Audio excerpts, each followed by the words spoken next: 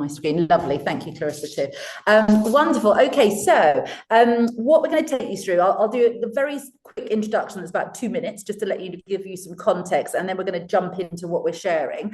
First of all, I must say a big thank you to the Barbican team, the immersive team, so Patrick Moran and Luke Kemp, who are the clients that we work closely with on this particular project. They've allowed us to do this case study. And also one of our colleagues who isn't here, Louise Jolly. So she's a cultural analyst and semiotician who is involved in this study, and she's not here today, but is very much part of the team. And as Mike said, I'm Sonia Joao, and I head up Oxy Insight, and I'm a qualitative specialist, but very much part of this project with Sam. So I'll let you say hi too. I'm Sam Rogers. So I work with Sonia on blended qual-quant research. I'm a quantitative specialist. So if you imagine that Sonia is understanding what people are doing, how they feel and why, I'm the one that goes, how many people feel that way? How many people are doing that? Mm-hmm. So we're really excited to take you through the case study that we have for you today. Amazing. And what we're going to do today is take you through this particular Barbican Immersive program of research that's kind of been going on for probably the last kind of 2 years or so. And it's hopefully to show you kind of what we did, why we did it, when we did it, and what we found out as a result. And we'll also be sharing some of the insights, as many as we can without kind of divulging everything, obviously. And just to say, so we're independent researchers. And as Mike said, hopefully what's reflected in what we take you through is that our thing is having really kind of diverse perspectives and different methodologies and specialists involved in our kind of solutions when we're exploring. So this is a good example of a project that's got lots of different kind of approaches involved. And we also bring in learnings from other sectors. Like Mike said, we've got clients that are very much in the media space and entertainment space and FMCG, and we kind of bring some of that commercial insight into some of these spaces too. This Barbican study, so we've worked with Barbican for about 3 years or so on the master brand, brand positioning and audience understanding and things like that. Obviously the Barbican Immersive team, so we're going to take you through that, as well as the visual arts team, for example, helping them develop their exhibitions. So we'll take you through the Barbican Immersive study chronologically, so you can understand what happened when and how it all flowed together. And one thing I just wanted to add was that it's really important to say that we understand that audience insight is just one part of what makes amazing experiences. There are phenomenal creatives, production teams, people that are involved in kind of the business side of productions as well. And we know that audience insight is just one little bit of that. And we're really respectful of that. So that notion, I think sometimes there's a worry that audience insight comes along to green light or red light something, or to say if something's going to work or not. And it really isn't that. It's about working together with teams and just bringing in the audience and the target audience's voice. So that's part of that kind of development process as well. So hopefully just wanted to land that perspective first. So, and we'll keep a good eye on time because there's quite a lot to get through. So some of these things, I'll go through them really quickly, but I think you guys will have access to this anyway, so you can go over the detail in more detail when you have a chance. The brief for this particular project. So essentially, Barbican Immersive is one of the kind of core pillars of the overall Barbican offering. And the team, so Patrick and Luke, were looking to develop both the proposition of Barbican Immersive and, of course, develop the program moving forward. And they wanted audience-centered insight to be really core to that kind of process. So they came to us, or they chose us from a number of different agencies, and came to us to help answer the brief. Key questions of which were to help the Barbican really kind of develop and understand their brand proposition. So how should they show up in the immersive space here in the UK and indeed kind of internationally? Really give them some detailed understanding of the Gen Z audience for immersive, both current immersive and potential new audiences. So really get that detailed understanding of them. And of course, to use that insight to develop the show, the positioning, the marketing, and all understanding of what all the ancillary services need to do as well. We did this research in the UK and also actually did a subset of the research in Japan as well. And I'll allude to some of the kind of nuances of insight that we got across those two markets, but we'll mainly focus on the UK if that's okay. At your own leisure, you can have a look at some of the other things that have just popped up there, which are other kind of typical kind of brief questions and things that we do. So throughout, we've kind of peppered through other examples of other work that could be applied at each stage. So just to give you an overview of the approach, I won't go through these in detail at this stage because we'll go through them in a second. But the key thing just to say here is this was a big study. So really important to say not all studies are this comprehensive. This literally covered everything. You know, typically we might just do a semiotic piece, or we might just do qual or just quant. But this was a real good one for a comprehensive kind of view of the opportunity. And the key thing is to understand like the flow of how it kind of worked. We came in relatively early, which was really great on this one. So we started with semiotic mapping, and I'm going to take you through that, but that's kind of macro level, understand the cultural kind of context in which this was going to exist. So I'll take you through that, but that's kind of macro level. Then we go really deep into kind of granular audience insight with the accompanieds. This is where we really accompanied people and watched everything they were doing and how they were engaging on the ground. Focus groups, then that's about deep diving into kind of drivers and things. And then we move to omnibus, which is sizing kind of potential target audiences. And then the survey, which is prioritizing. And then we go on to the longitudinal, which is where we followed the production process over a period of time. So you hopefully see how this particular project had a really lovely flow from beginning to end. And then we've still got one further round to do, but a really nice kind of flow that took us from, you know, different levels of insight and different focuses throughout. And just adding to that is just the fact that there are multiple stages, but they built on each other. So each stage built on those that came before and then informed the subsequent stages. So very much cumulative learning with our clients and our stakeholders involved all the way through. Yeah, and this one as well, just so you know, so again, you've got some examples there, but you know, we're going to be talking about these methods, but you know, other kind of methods are such as implicit testing, where you can, you know, we work with kind of universities to do eye tracking or fMRI and kind of cool stuff like that gets to that implicit level, or it could be cultural landscaping, you know, show development, etc. So lots of different methods, but we'll focus on these ones, as Sam said, to kind of really bring these to life.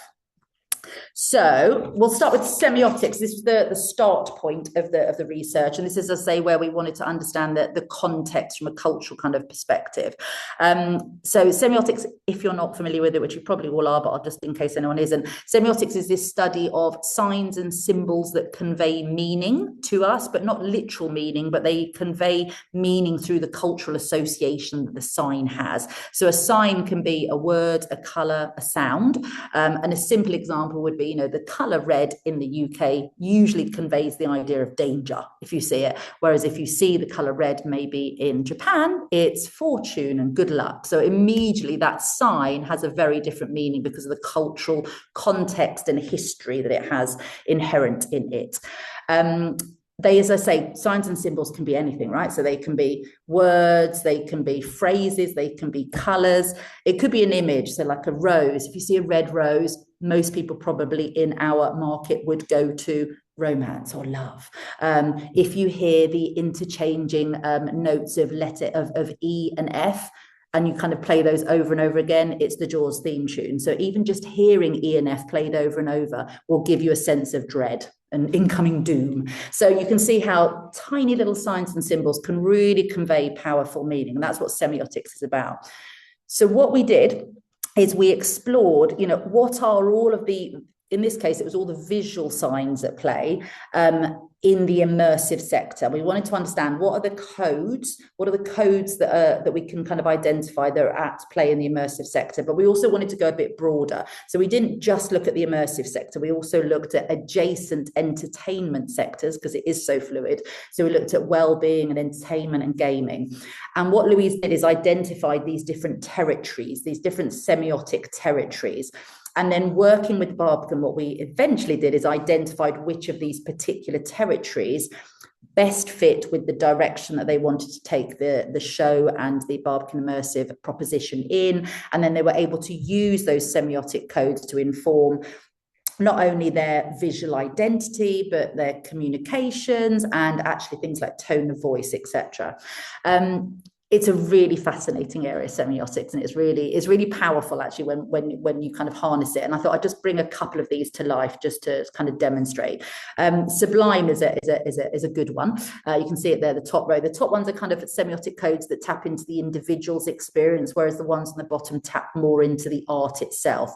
But if we look at Sublime, for example, Sublime is one that has got its kind of roots in romanticism, right? So this kind of harks back to art from like the 19th century where you might have seen individuals silhouetted against vast landscapes. And it speaks to that notion of, individuals lost in like vertiginous infinity. And it's that idea of floating and aimlessness and the smallness of humanity. So there's some really big, powerful feelings that we get when we see individuals silhouetted against huge, big landscapes. And there's a lot of things going on there that kind of signal that that's what's happening and that's what the code is. There's some really nice modern examples, like at Super Blue in Miami. I think James Turrell kind of uses the same sort of ideas, the idea of kind of vastness versus the silhouette. So you can see how also these codes kind of play out over centuries, literally, which is why they're so powerful. For this, though, for example, when this was one of the semiotic codes that we identified as being potentially interesting, there was also a watch out, which was actually, when we researched this with the audiences, whilst it has a real resonance, it also doesn't feel very actively participatory. And we know that a lot of audiences want to actively participate in immersive experiences. So there was a watch out there. And this is what we did with each of these. We explored and identified the territory, and then we tested it. We researched it with audiences to see which ones fit best and which ones kind of offered most scope. We can talk at huge length about this if you want to, so do follow up if you've got any questions, but a really interesting space. And this particular one was interesting in the sense that the Sublime code also resonated in Japan, for example. So there's some lovely work some examples from Team Lab where they really lean into that idea of kind of the silhouette versus expanse. So that was a code, for example, that worked in both markets, but then there were other ones that didn't. So drug trip and psychedelia and drug culture really resonates and works here, does not in Japan, and vice versa. There were some really interesting ones too that worked in Japan but not here. So this was the first stage. And I spent a little bit longer on there because it's a really interesting kind of method to deploy. And as I say, it can be applied not only to understanding kind of proposition, but also comms and visualizations and language and tone of voice and things like that too. From here, we went on to the accompanied immersions, and these were essentially, this is about granular insight. So just what it was us going with individuals. So these are people that were recruited because they are immersive audience attendees, big kind of range in terms of ages and types of immersive audiences, that immersive experiences they go to. And we took them on a kind of semi-ethnographic kind of experience where we spent 4 or 5 hours with them, visiting at least 2 different immersive exhibitions. And really, it was just about, first of all, kind of befriending and getting a really kind of relaxed kind of feel between us, but then essentially just going with them to these immersive exhibitions and watching and observing their interaction from the moment they walk in to the moment they leave and beyond. So it's all about observation and then really detailed kind of probing questions, understanding, going back, exploring every single touch point in lots and lots of detail. Okay, there was so much. We're really going over very briefly, obviously, what we found out, but I just picked out a few kind of interesting kind of insights from this just to give you a flavour of what we found out. And I'll pick up probably just one of them as an example. If you go to the what we learned bit there at the bottom, what was so interesting was how important the moment of transition is from, leaving the high street or wherever the reality is that you're coming from and entering the experience. And just that moment of going in is really important and actually needs to kind of signal that there's a transformation happening, and they want it to be really involving. So War of the Worlds, when it was open here, did that really well. There were these huge doors that opened really kind of ominously and excitingly into this space that was really, really inviting and creative and felt exactly like the mood of what you'd want from War of the Worlds, as you can see on that image there. And conversely, actually, the Serpentine Gallery did a Refik Anadol exhibition, phenomenal exhibition, but actually there was a really kind of sort of abrupt kind of move from the outside to the inside, and then you were met with a huge amount of wall text and you weren't allowed to kind of immerse and kind of transform and kind of move into the space in a comfortable way, which is what they wanted. So lots of nice kind of insights about every single stage in the journey and what audiences really wanted from those. We then moved on to the focus group stage, just so you know. So these are typically like, 1.5 hour, 2 hour focus groups, usually about 6 people. And we kind of segment those audiences that we're speaking to into different kind of subgroups. Usually the Barbican team in this case are watching and observing live and feeding questions through to me as I'm kind of speaking to people. This is an opportunity to deep dive with particular audience groups into things like drivers to the particular art form that we're talking about, or barriers indeed to that art form, the journeys that they go on to book, to attend, and engagement pre and post visit. What are the occasions? What do they want from those? And of course, we also explore things like brand positioning and opportunity spaces and things like that in concept. The key thing we thought we really wanted to share with you from this, though, was one of the key outputs that we got from this particular study that we're applying to other studies and seems to have some real scope and real kind of power to understand audiences, is this framework. So what this was based on is from our other work that we do, we understood and know that there are developmental drivers from a sort of neuroscientific point of view that people seek out in order to grow and develop, right? And they tend to be rooted in these kind of 4 key areas, which is, one's physical and sensory kind of abilities, the sense of communal or kind of societal or social kind of elements, cognitive and emotional. And what we found out is that actually through the qual, we realized actually there's a really nice crossover between those developmental drivers and the drivers that cause people to kind of want to go to immersive experiences. So we created this framework of these drivers, which Sam's going to take you through in a second, how those played out then in the quant as well. What's key to say here is that, for example, and I'll just maybe pick out 1 or 2 of them just so you can get a sense of what's going on.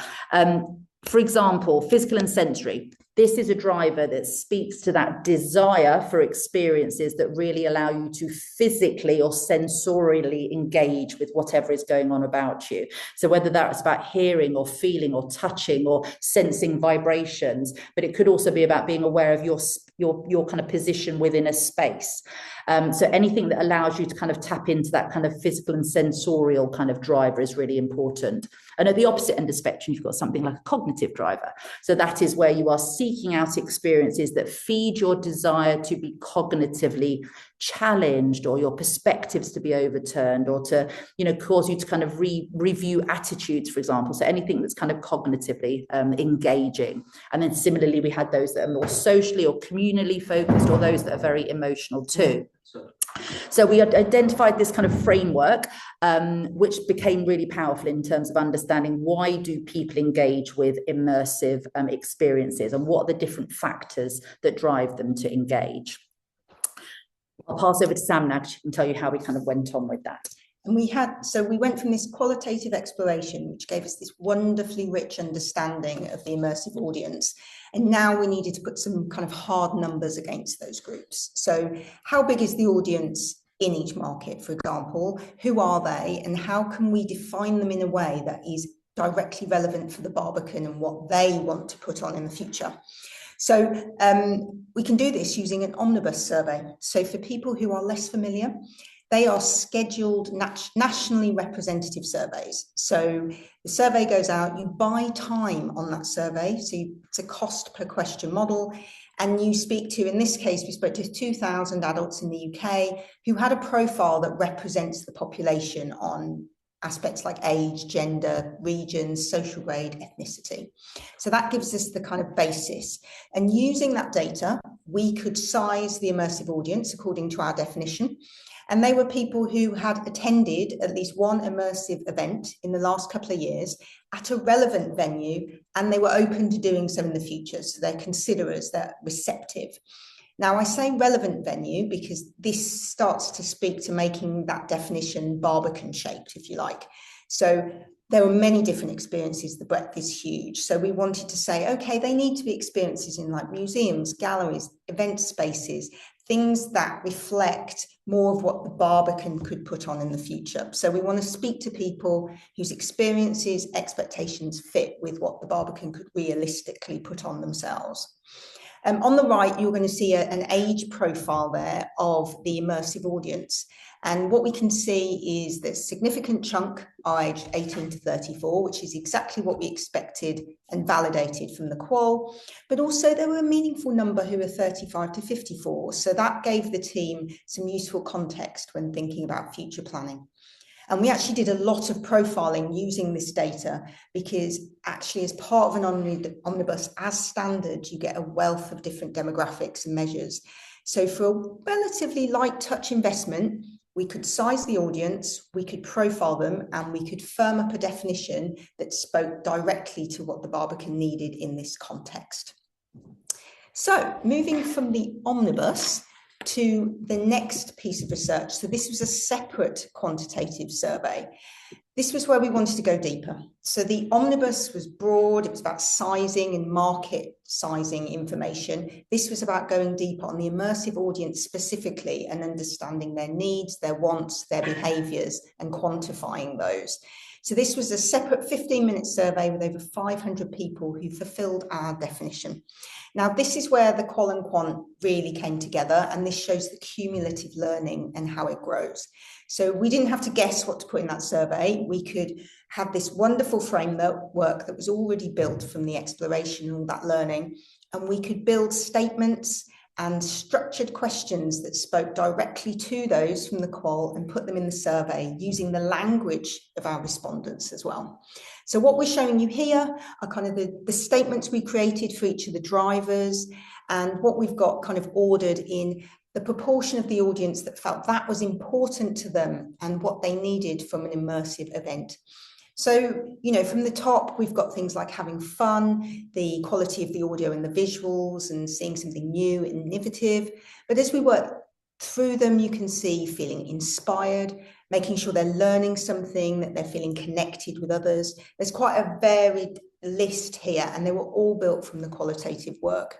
So this gave the Barbican a kind of hierarchy of what to consider when they're thinking what they're going to invest in, what they're going to lean into, the balance of different aspects, and also just thinking how they talk about their shows and what the messages might be that motivate.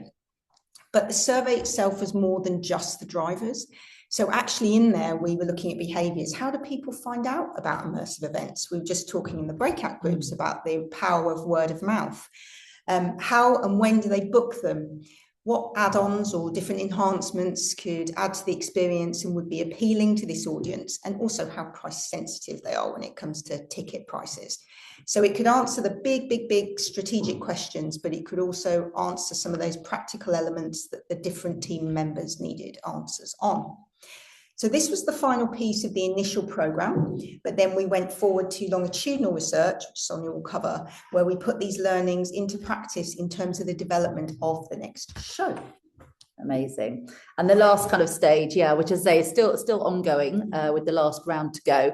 But this is essentially what we did here is we recruited some of the best respondents from the first stages. And when I say best, I mean the most kind of interesting to the Barbican, the most representative, the ones that were potential kind of target audience. And we wanted to keep those people on. So we did that, and we engaged them it was about every sort of 2 or 3 months. We had online focus groups. They were mainly focus groups, actually. We were going to do some in person. We didn't in the end, but there were focus groups online where we were able to use each round for a very specific purpose. So, for example, we had further refinement of the show concept. We had stages where we were exploring the naming and some of the introductory copy that was going to be on the website. We had sessions where we were able to explore elements of the marketing strategy and comms, for example. We had stages where we were looking actually at exhibition design and layout and understanding how the flow and the sensory load was going to be experienced. So we essentially had this kind of program of different rounds of research that we had at our disposal that the team could then select to use and put into action exactly when it would have the best impact and fit with their kind of development process. It also gave a really nice opportunity for some of the other stakeholders to kind of tap into this audience insight kind of opportunity that they had to take advantage of as well. As we say, we had Feel the Sound as obviously has moved on now, but we're, for example, doing some follow-up work now on In Other Worlds once that has kind of launched and kind of been seen by a significant number of audience members. So that notion that you can use this to kind of be the pre, during or post is a really kind of helpful aspect of that.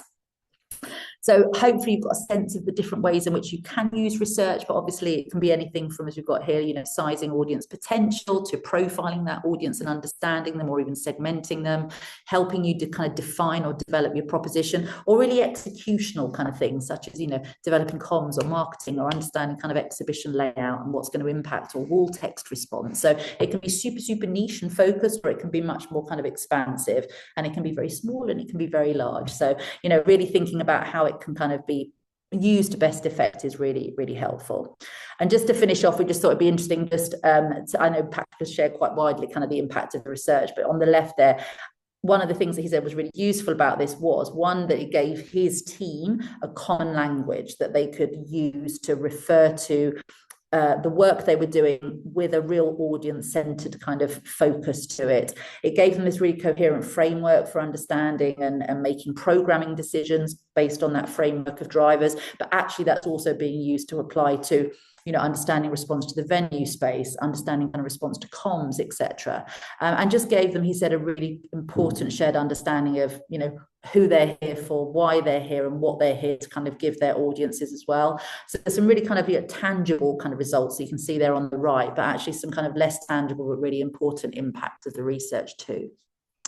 And we won't go through this now because of the time, but we've just kind of given you a little checklist of things that we think are probably useful for you to think about if you're thinking about kind of using research. Things like asking the right questions at the right time and making sure teams are onboarded. So just a little kind of checklist of questions that we think are really valuable for clients to think about when employing research. But hopefully some interesting insights, regardless of whatever kind of direction you're coming at this from within the Experience Centre. So I will stop sharing and then I'll hand back over to you if that's all right, Mike. I'm just conscious of time as well. No problem. That's me.